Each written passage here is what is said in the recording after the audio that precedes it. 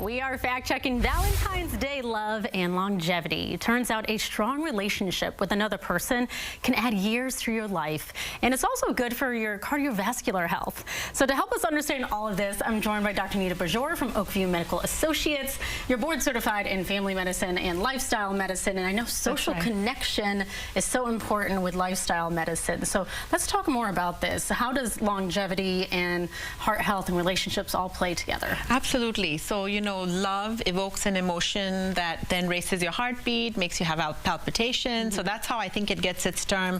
Love comes from the heart. Mainly what we found is social connections is one of the core tenets of lifestyle medicine and goes far beyond medication and a lot of other factors in improving cardiovascular health and your health span, not just your lifespan, but healthy living. Yeah, how many years that you are healthy. So what is the connection between longevity and being married? So studies have found, they did a huge meta-analysis and found that married individuals have overall a longer life expectancy and reduced rate of cardiovascular death.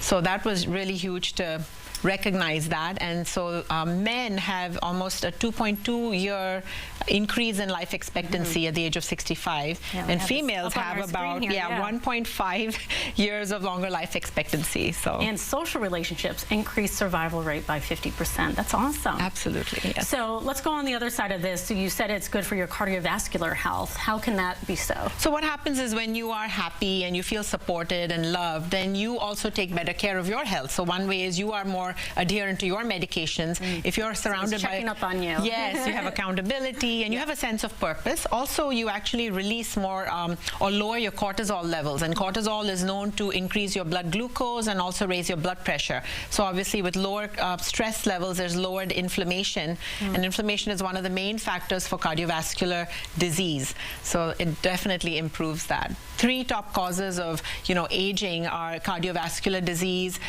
cancer, and neurodegenerative disease. So just being surrounded by your loved ones or visiting your grandparents if they're in a nursing home, you know, just adds to their health and happiness, and that in turn improves their health span.